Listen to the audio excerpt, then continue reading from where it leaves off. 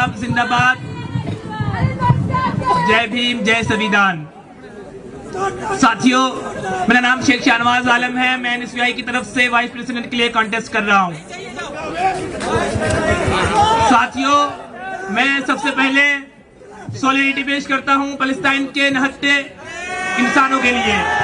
मैं सॉलिडरिटी पेश करता हूं तमाम पॉलिटिकल प्रिजनर्स के लिए, शर्जील इमाम के लिए, उमर खालिद के लिए, गुलफिशा फातिमा के लिए और तमाम के तमाम लोगों के लिए जो इस विंडिक्टिव पॉलिटिक्स के शिकार हुए हैं। साथियों, मैं शुरू करूंगा अपना शेर हबीब जालिब के शेर से, माजरत के साथ कि निसार के ऐ तेरी गलियों पे कि जहां अजीब रस्म चली है कि न कोई सर उठा के चले, जो कोई तवाफ को निकले नजर चुरा के चले, जिस्म जा बचा के चले, कि बने हैं अहले हवस मुद्दई भी मुनसिफ भी, किसे वकील करे किससे मुनसफी चाहे।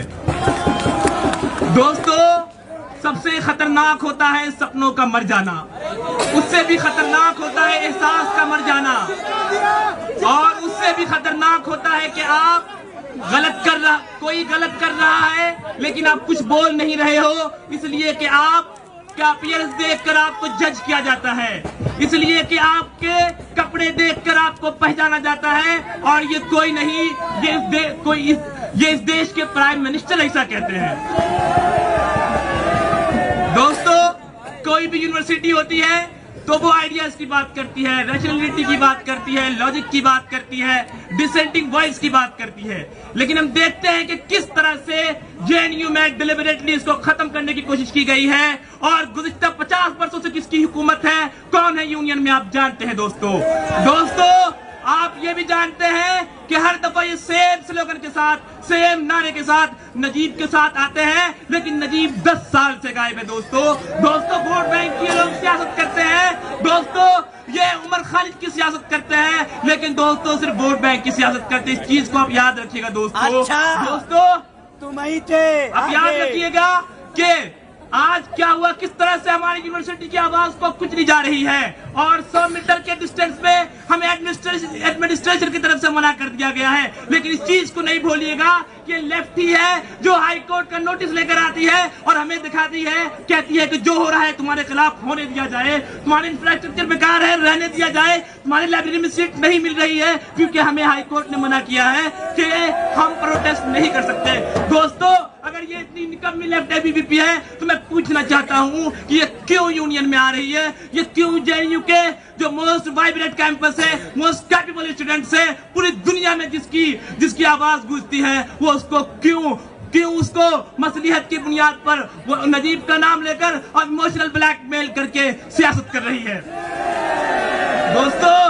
दोस्तों, मैं पूछना चाहता हूँ कि ये कहते हैं रेड सैल्यूट टू SL, और SL का स्ट्रेंथ सबसे ज्यादा है, आप भी जानते हैं। SL वाले जिसको चाहे उसको इलेक्ट कर ले, मगर हम क्या देखते हैं, हम देखते हैं कि ना तो पिछले साल उसके रिप्रेजेंटेटिव थे, न इस साल उन्होंने एक को भी कंटेस्ट करवाया है। दोस्तों, मैं बता देना चाहता हूं कि अगर मैं SL का स्टूडेंट हूं, उनके प्रॉब्लम को बेहतर जानता हूं, बेहतर समझता हूं, मैंने रूड बिहेवियर स्टाफ का देखा है, हमने हर चीज देखा है, हर चीज को फेस किया है। मैं SL वाले से ये अनुरोध करूंगा कि आप इस चीज को समझे और इसका जवाब वोट से दे। मैं SIS और SS वाले से कहूंगा कि डिसेंटिंग वॉइस जो आपका पूरी दुनिया में जाना जाता है, जिस तरह से आपके इंफ्रास्ट्रक्चर के साथ साथ, और तमाम साइंस वालों को कहूंगा कि आपका जो फंड कम किया गया है, उन तमाम की आवाज में मैं बोल रहा हूं कि आपकी आवाज को जिस तरह कुचला गया है, और ये लोग इमोशनल ब्लैकमेल करके इस यूनिवर्सिटी को कुचल रहे हैं, आप उनको जरूर उनको आप वोट की शक्ल में जवाब दीजिएगा। दोस्तों, इसी तरह मैं कहना चाहता हूं कि ये लोग क्या करते हैं, JNU शटडाउन का नारा लगाते हैं, जो लोग JNU शटडाउन का नारा लगाते हैं और कहते हैं JNU को बंद कर देना चाहिए। मैं पूछना चाहता हूं कि JNU को क्यों बंद करना चाहिए, इसलिए JNU को बंद कर देना चाहिए। वो कहते हैं कि JNU में सस्ता खाना मिलता है, JNU में फ्री स्टे रहने को 300 रुपए में रहने को मिलता है। मैं यहाँ से ऐलान कर देना चाहता हूँ कि ये ह्यूमिलिएशन है, एक इंडिविजुअल की ह्यूमिलिएशन है, ये ABVP वालों की भी ह्यूमिलिएशन है, ये लेफ्ट वालों का भी, और ये तमाम के तमाम ये स्टूडेंट्स की बात है, और ये आपको समझ में नहीं आया होगा, ये ABVP वालों को समझ में आता है लेकिन वो कुछ बोल नहीं पाते हैं। दोस्तों, मैं बता देना चाहता हूँ कि बंद होना चाहिए, क्या बंद होना चाहिए, रेखा गुप्ता के सिक्योरिटी पे जो करोड़ों रुपए खर्च होते हैं वो बंद होना चाहिए। चलती है वो बंद होना चाहिए। जो करोड़ों के बंगले में रहते हैं मिलियंस के, वो बंद होना चाहिए। एक वैगन को सफर करना चाहिए। जो 2 BHK का रूम मिलना चाहिए। बंद ये होना चाहिए कि MLA और MP को करोड़ों रुपए में जो खरीदा जाता है, बंद ये सिस्टम होना चाहिए। दोस्तों, ये जेएनयू से चिढ़ते इसलिए है, ये जेएनयू को गाली इसलिए देते हैं कि कोई उसके स्टेटस की कोई चैलेंज करने वाला नहीं होगा। दोस्तों, जो जेएनयू को गाली इसलिए देते हैं कि वो जानते हैं कि जेएनयू ही ऐसा है जो कहता है कि अमित शाह का बेटा बैट नहीं पकड़ा है तो BCCI का चेयर नहीं कर सकता। जो कहता है राजनाथ सिंह का बेटा एक्टिविज्म नहीं किया है, तो वो देश को रिप्रेजेंट नहीं कर सकता है। जो कहता है डायनेस्टिक पॉलिटिक्स होगी तो कैपेबिलिटी की बुनियाद पर होगी, डायनेस्टी की बुनियाद पर नहीं होगी। जो कहता है नेपोटिज्म खत्म होगा, क्रोनिज्म खत्म होना चाहिए, फेवरेटिज्म खत्म होना चाहिए, काबिलियत जिंदा रहनी चाहिए। इसलिए जेएनयू जिंदा है और जेएनयू जिंदा रहना चाहिए। दोस्तों, होना ये चाहिए था कि जेएनयू जैसी यूनिवर्सिटी हर डिस्ट्रिक्ट में खुलना चाहिए था, हर स्टेट में खुलना चाहिए था, हर जगह खुलना चाहिए था। लेकिन क्या हुआ? जेएनयू पहले लोग जेएनयू को शटडाउन करते, क्योंकि उन्हें पता है कि उनकी दुकानें बंद हो जाएगी, सत्ता के गलियारों की उनकी दुकानें बंद हो जाएगी, वो लोग किसी लायक नहीं बचेंगे। एक रिक्शा चालक, मैं कहता हूँ कि एक रिक्शा चालक का बेटा भी अगर उसके अंदर कैपेबिलिटी है तो वो यूनाइटेड नेशन में, इंटरनेशनल क्रिमिनल कोर्ट में, वर्ल्ड हेल्थ ऑर्गेनाइजेशन में, वो हर जगह जाके इस देश को रिप्रेजेंट कर सकता है।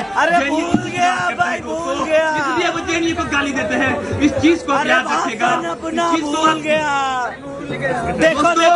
दोस्तों, या मैं कुछ लोग होते हैं जो मेरिटोक्रेसी की बात करते हैं, जो एक्सेलेंसी की बात करते हैं, जो गोल्ड मेडलिस्ट की बात करते हैं। मैं कहना चाहता हूँ कि अगर कोई गोल्ड मेडलिस्ट नहीं है, कोई गांव के कॉलेज से पढ़ा हुआ है, गांव के छोटे से टूटे हुए जो कि जानते हैं कैसे स्कूल की इंफ्रास्ट्रक्चर है, अगर वहां से पढ़ा हुआ है, तो क्या वो जेएनयू की स्टेज पे खड़ा होकर वो बातें नहीं कर सकता है? वो दलित की, SC की, ऑब्रेस क्लास की, मार्जिनलाइज्ड क्लास की बातें नहीं उठा सकता है? अगर उठा सकता है तो ये चीजें क्यों खड़ी की जा रही है? दोस्तों, ये बातें क्यों खड़ी की जा रही है? दोस्तों, और फिर मैं कहना चाहता हूँ कि जो लोग भी पॉलिटिकल वेंडिक्टिव का शिकार है, मैं इनके लिए शहर भी जारी कर पड़ूंगा। मैं ही मंसूर हूँ कह दो अगयार से, मैं भी खाइफ नहीं तख्तेदार से। क्यों डराते हो जिंदा की दीवार से, क्यों डराते हो जिंदा की दीवार से? जुल्म की बात को, जहल की रात को मैं नहीं मानता, मैं नहीं मानता। दोस्तों, मोदी जी कहते हैं कि इंडिया जो है If elected, what are the top 3 issues you intend to focus on during your 1-year term? इनकलाब जिंदाबाद साथियों, मेरा नाम शिक्षा नवाज आलम। पहला तो ये है कि जैसा कि हम देख रहे हैं कि जेएनयू में जो है इंटरेक्शन कल्चर बिल्कुल से खत्म होता जा रहा है। लोग एक दूसरे से बात करने में कंफर्टेबल फील नहीं करते हैं। मैं चाहूंगा कि ये जो एक कल्चर है, ये कल्चर को मजबूती मिले। और दूसरा ये होता है कि हम देखते हैं कि जितनी नेगेटिविटी जेएनयू के बारे में फैलाई गई है हर जगह, जिसकी वजह से हम देखते हैं जहां भी जाते हैं तो आप कंफर्टेबल फील नहीं करते हो लोगों को बताते हुए कि मैं जेएनयू से हूं, और ये बहुत बड़ा ट्रेजेडी है हम सब के लिए।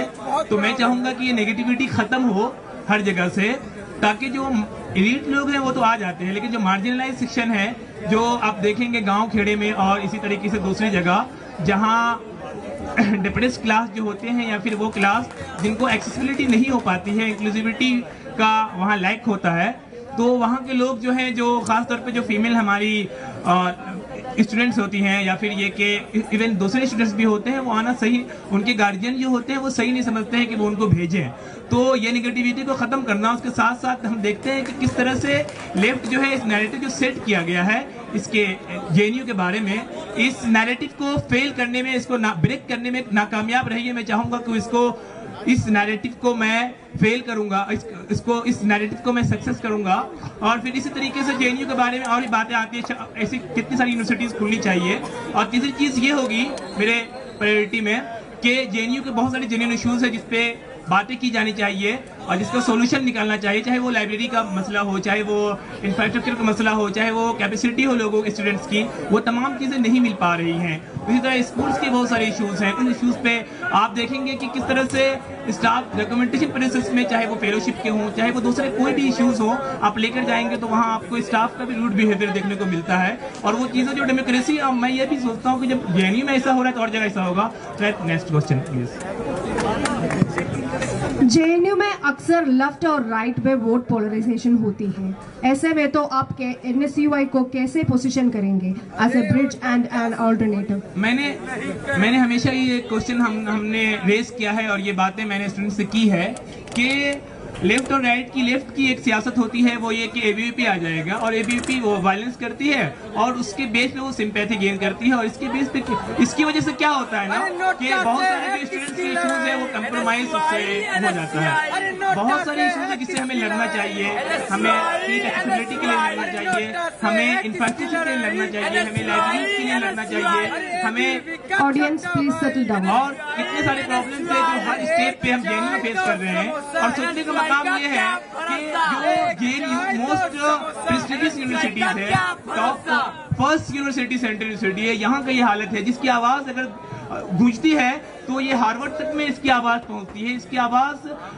कैम्ब्रिज में पहुंचती है, इसकी आवाज येल यूनिवर्सिटी ऑक्सफोर्ड में पहुंचती है, ये आवाज हर जगह इसकी आवाज पहुंचती है। इस यूनिवर्सिटी का ये हालत है, तो मैं चाहूंगा कि इन चीजों को रिजॉल्व करो। Next question. वोट चोरी वाले मैटर पे आपकी क्या राय है और ये बिहार इलेक्शन को कैसे अफेक्ट करेगा? जहां तक वोट चोरी की बात है तो आप लोगों को पता होगा कि रिप्रेजेंटेशन ऑफ पीपल एक्ट जो है वो चाहे वो 1950 हो चाहे 1951 हो, चाहे हम कॉन्स्टिट्यूशन की बात करें आर्टिकल 324 हो, आर्टिकल 325, 67 हो, जिसमें ये बात क्लियरली मेंशन है कि इसका जो मकसद होता है कि इलेक्शन को ऑनेस्टली सुपरवाइज किया जाए, उसको कंडक्ट किया जाए। उसके साथ साथ इस चीज का भी ख्याल रखा जाए कि जो लेजिटिमेट वोटर्स हों, तो इस चीज को तो हमारा तो पहले से ही कॉन्स्टिट्यूशनल बॉडीज पर और उसके जो लेजिटिमेसी है और उसका जो सेक्रेटनेस है उस पर तो हमारा एनएसयूआई का, कांग्रेस का तो कोर बिलीफ है ही है। हमने हमेशा इसके साथ कभी भी कंप्रोमाइज नहीं किया हमने। तो ये तो हम चाहते ही हैं कि ये चीजें हो, लेकिन जिस तरीके से ये किया गया है कि इसकी वजह से एक डिप्रेस क्लास को और एक ऑपरेस क्लास को कंप्रोमाइज, उसके साथ जो उसको नेग्लेक्ट करने की कोशिश की गई है, हमारी बातें उसके खिलाफ है। ये चीजें होनी चाहिए, लेकिन ये रिस्पॉन्सिबिलिटी जो है, ये रिस्पॉन्सिबिलिटी गवर्नमेंट की होनी चाहिए कि आप जो है हमें या किसी को भी ये नहीं कह सकते कि आप अपना सिटीजनशिप आप प्रूव करें। आपकी जिम्मेदारी बनती है कि डॉक्यूमेंटेशन और तमाम चीजों जो है वो आप प्रोवाइड करें। और इसकी वजह से सबसे ज्यादा जो इम्पैक्ट होते हैं, ये बता दूं, ये गरीब लोग होते हैं, ये पुअर क्लास होते हैं, ये मार्जिनलाइज सेक्शन होते हैं, ये वुमेन्स होती हैं। और इसी तरह से हमने देखा कि थैंक यू सो मच। हो गया, जाइए हो गया, जाइए वीडियो आ गया, जाइए सीट पे जाइए। जिंदाबाद। साथियों, मेरा नाम शेख शहनवाज आलम है। Speaker please wind up your speech.